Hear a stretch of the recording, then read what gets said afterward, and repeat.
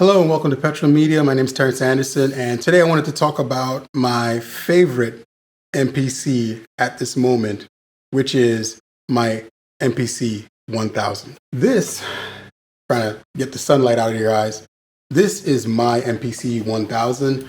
I have done some things to this thing. As you can see, it's currently on, and it is not plugged in whatsoever. And as I've shown in a couple of other videos, this has the battery mod from soundmod.io. This has allowed me to make this portable, and I do love this thing. I use it a lot, a lot more than I anticipated that I would be using it. For the longest, I figured I would be using more of a flagship model all the time, but I find myself using this mainly because it's available all the time because of the battery mod. I'm able to keep it around me pretty much all the time. This one, I got the retro faceplate design from MPC Stuff. It's more of a 3000 style design than a 2000 XL, but still pretty close. And I painted the sides for it to match because they didn't have the panels available at the time. If they ever come up available, I'll probably pick them up. But the cool thing about this one is I got lucky. I got this for about roughly, I want to say $379 at Guitar Center. I think now they're up in price because everybody's starting to pick them up more. Now, when I bought this one from Guitar Center, originally it was black. The black versions tend to be the MK2 ones. They're the ones that have the traditional pad strip instead of the individual pads. Usually you can tell that by the back panel being black instead of brass. However, some people do change these. So really the only way to really tell is to open it up. But I took a gamble on the purchase from Guitar Center and I paid off. I have no real issues with this machine. Nothing really. The only thing I have an issue with right now currently is this button right here, the left button on the cursor, is starting to act up. So I'm probably going to go through and start changing out the switches and just solder them to fix it real quick. That way they have all new fresh switches. I'm going to have to make that order sometime soon, but I'll do it, go ahead and do it. But in the meantime, no issues. No problems with the compact flash reader. None of the ins and outs are bad. Like everything on this thing worked perfectly. I got really, really lucky. I wasn't so lucky with the first 5000. This is my second one and it was perfectly fine, but the first one wasn't so good. But this thing has been a gem. And running JJOS 316 has been interesting because it's not that different from the original Akai OS, but it gave me a couple of extra features that I didn't see in the Akai OS, and maybe some of them are native in there and I didn't know back in the day, but for the most part, it's been a joy using it. And I think the best way to showcase this is for us to work on a beat real quick. So I think we're going to do that. Okay, I got a sample that I think works. And I added a little bit of effects to it. So let's hear how it sounds.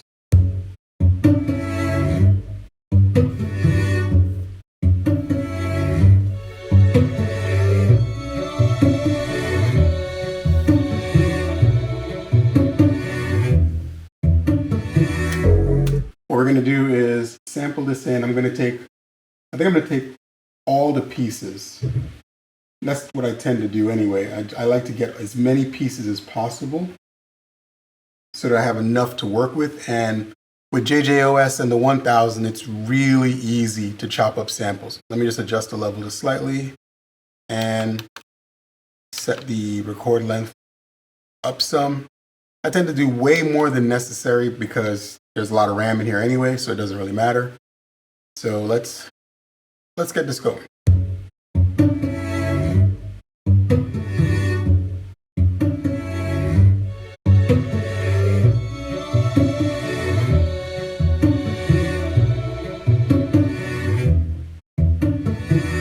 I like to name things that I know what the sample is when I get back to it. I think it's a really good habit. On here with the pads, it's actually pretty easy. I'm not even paying attention. I'm realizing I'm spelling it wrong because I'm looking at what I'm sampling while trying to type. Do one more.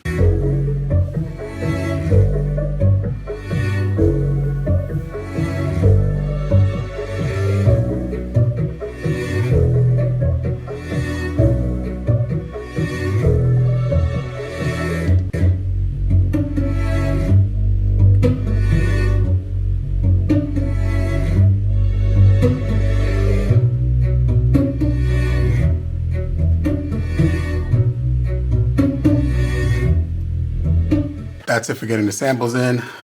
I forgot the plug was still plugged into it. Let me get these out.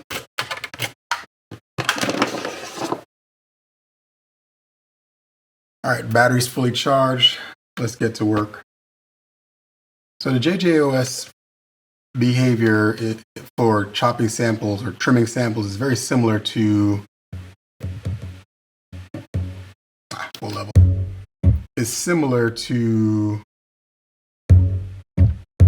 Akai's native OS when it comes to this part of it. But I don't remember if Akai had the loop on pad 1 from jump with this. You guys can say in the comments, I don't remember. Let's try this again.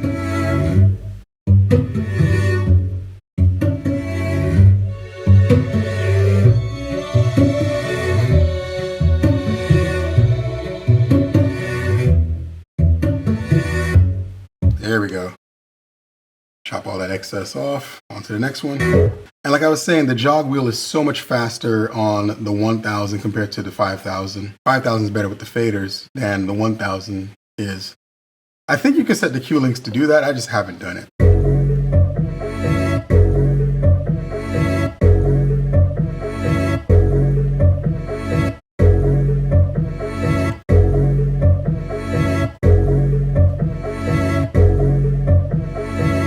DJ habits are kicking in right now.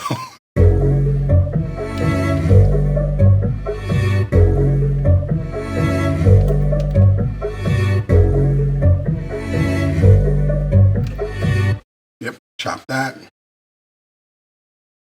And the final one.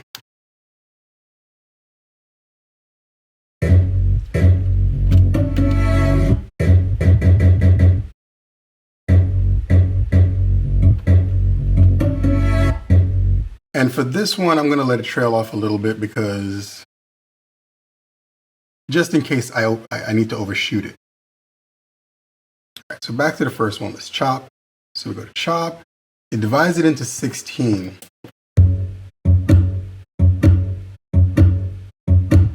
That actually might work. So now we get into zoom and we just adjust everything.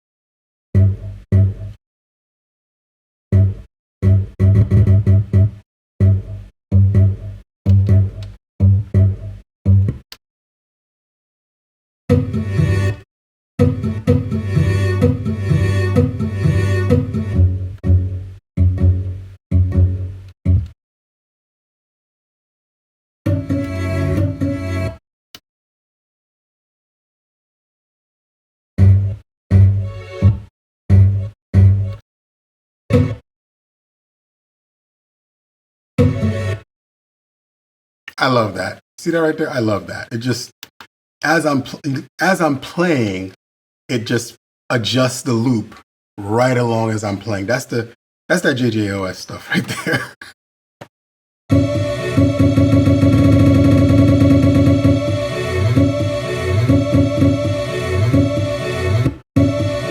I don't remember if the new MPCs do that on the fly where it adjusts as I'm playing it.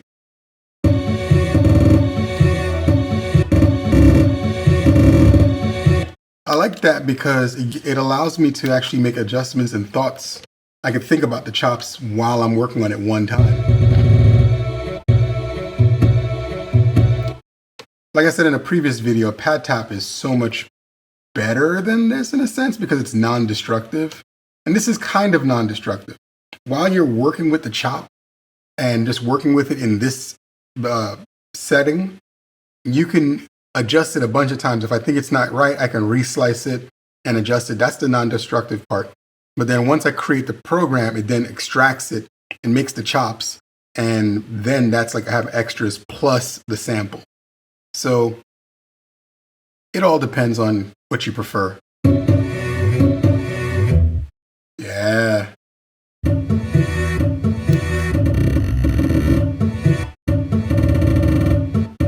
All right, so let's hear these slices real quick before I make it permanent.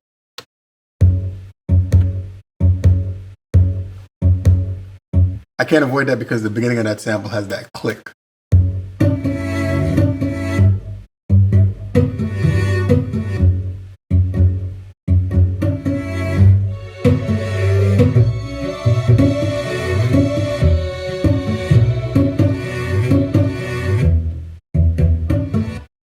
All right, so then we hit edit, convert. I'm gonna do slice samples. I'm gonna adjust the release a little bit. Tell it yes for program. All right, and we're done with that one. I'm not gonna have you guys sit through the other two. I'm gonna chop them in hyperspeed, but you get the idea.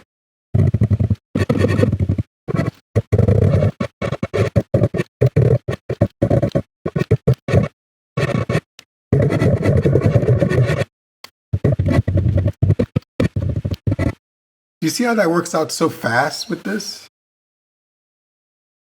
Convert.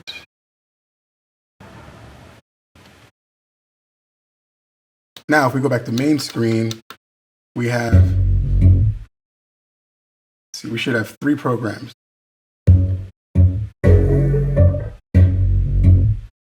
There we go. Make sure that everything is mono, which this is automatically on mono, but what I'm going to do, because the 1000 only has 32 voices of polyphony and the 5000 is 64.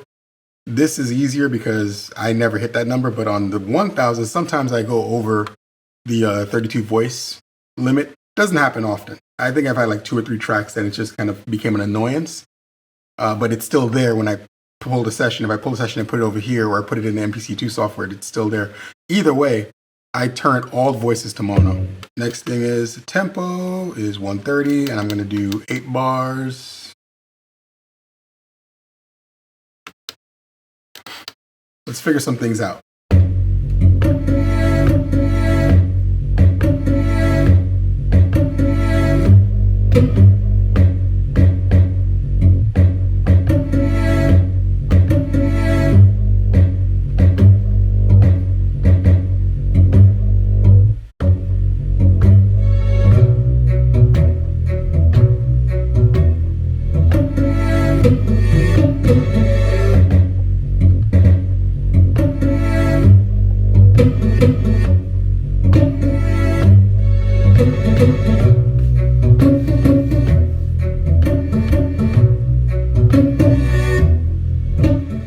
All right, I think I got an idea.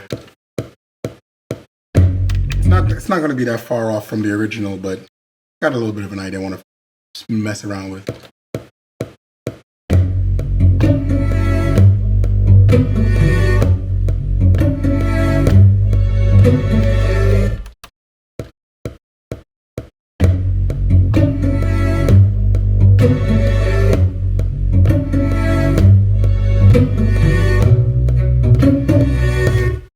So let's try it one more time.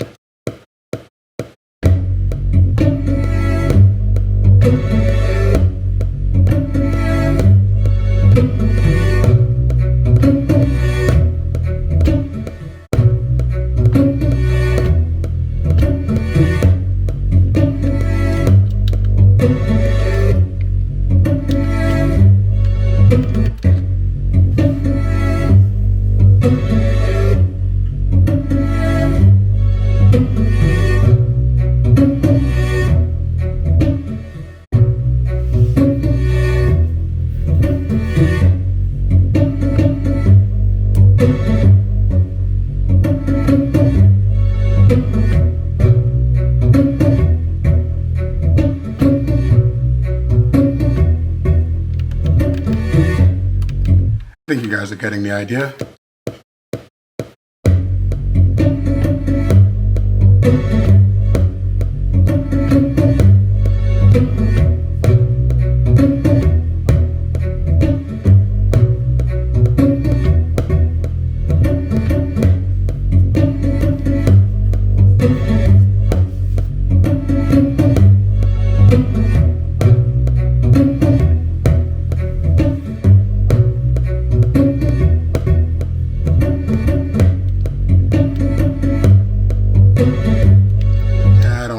try that one more time.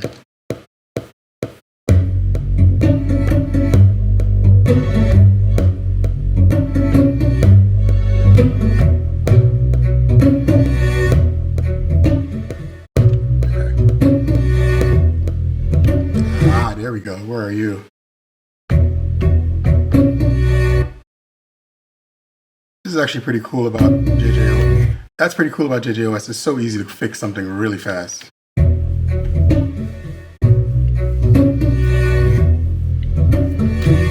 Apparently there was a couple of notes that were off. Okay. Delete. And then the other one was delete. Let's run that back.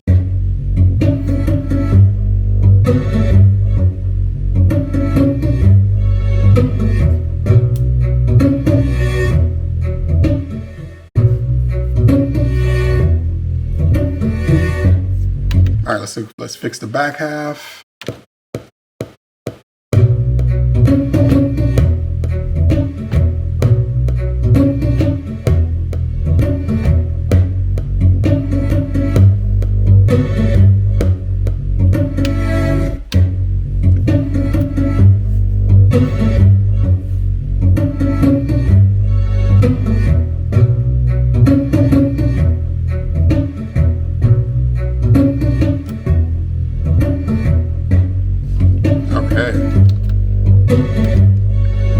I could live with that. So this we will name immediately verse. Now, what's funny about my process, I've noticed that I name something one thing and then realize it's something else later on. But I still think it's a good practice to name something anyway, just so you don't confuse yourself later, because I could always rename it something else. Okay, next part will be next section. I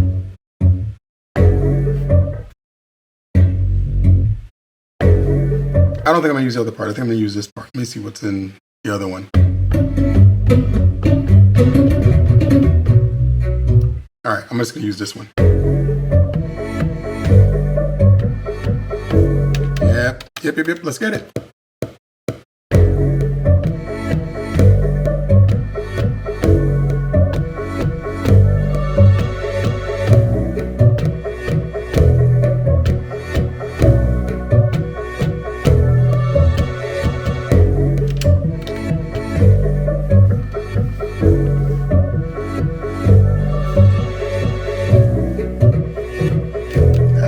There we go. So where are you? Let's see. So that one, delete, boom,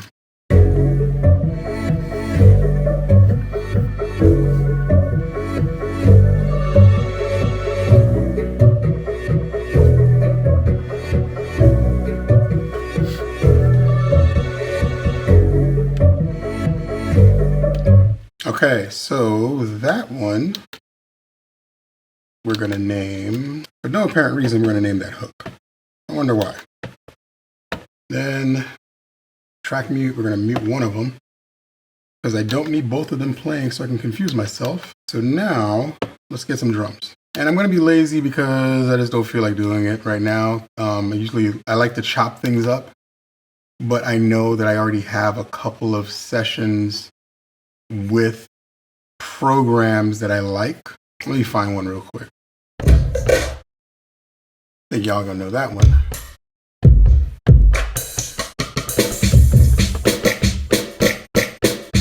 Let's give it a bounce.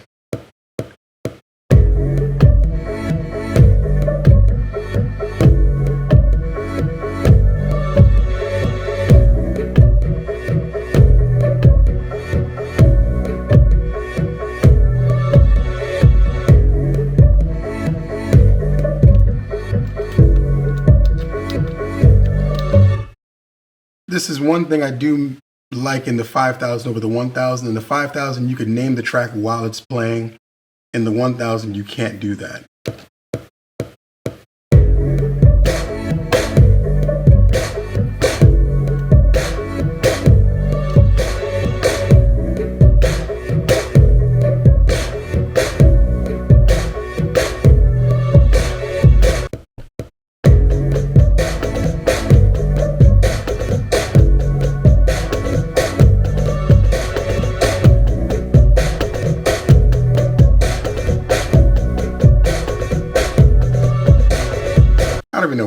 call that. I don't know what they call that sound.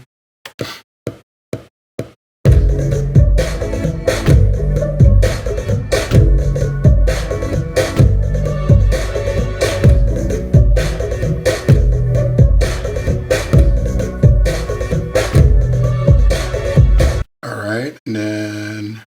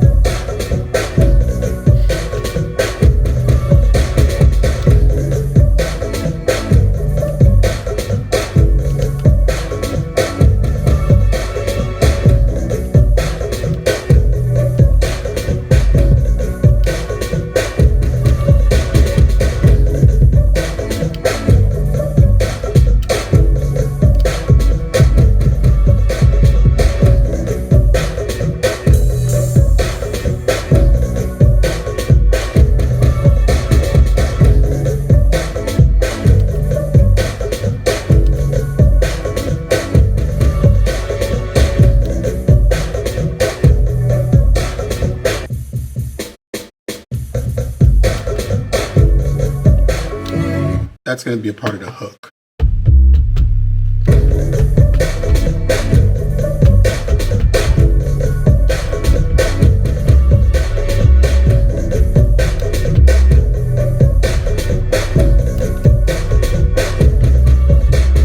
Parameters, mono, cut each other off, good. All right, let's get it.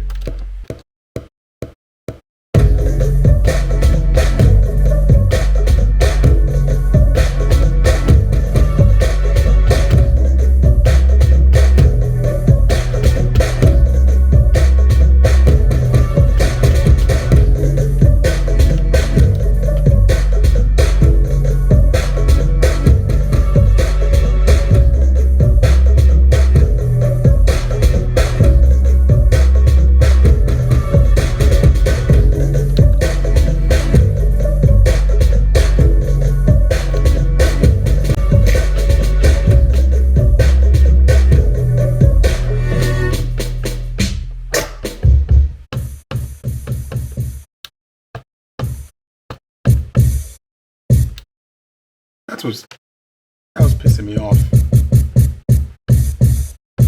There we go. And then the other one.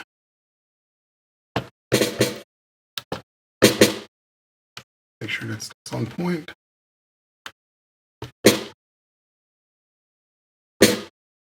All right.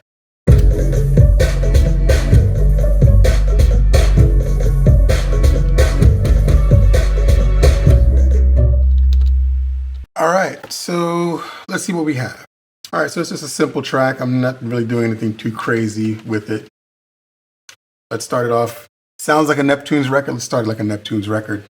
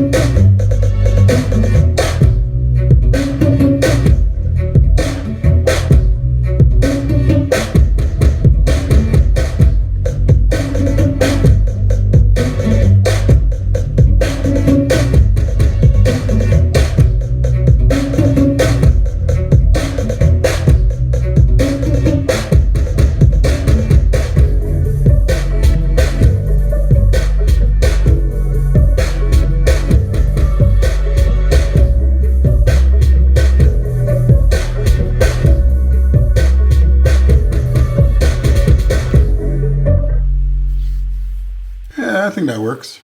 I'll probably add something to this a little bit later on. My saving habit is to name the session and then add the BPM on the folder. That way I know what it is when I open it up, and I'm not waiting for me to get to the actual session itself to figure out what it is. And I just save the entire memory. Now, saving all the memory, including the project file, will allow me to open this in the MPC2 software later on if I want to, or I can just hit the project file in the 5000 and finish this over here, adding other things. It all depends. But again, this is my favorite place to sketch things. It's simple, it's easy, you can get basic ideas out, easy peasy. I'm sure I can do this with a 1 or a Live 2. It's just, this is my preferred weapon of choice. This is just too much fun. And the colorway, it calls me to actually mess with it. I just can't help it. So that's probably why I've been using this one so much. So I hope you guys enjoyed the video. This, again, my favorite little device. I think if I end up picking up one of the newer machines that are this form factor size, which is looking like the 1 or 1 Plus or 1 Retro, I'd have to find a way to add a battery to it. I know MPC stuff sells a battery pack for it. I might consider that, or maybe modify it myself. I haven't decided yet. But this is too much fun, honestly. I mean, the benefits to having a portable MPC for production are so great, it's not even funny. I mean, literally being able to create a track in the park, out somewhere, wherever you are, it's just too much fun to have one of these. So I highly recommend the 1000 or any other small form factor MPC that you're comfortable with. Only thing I haven't been a real big fan of is the small pads on something like the 1, but it's starting to grow on me because it's a minor thing that I need to get over. And in life, you need to figure out the things you need to actually get over. But in the meantime, this thing is holding me down and I love it. If you like what I've been talking about, like, share, subscribe, and join me next time.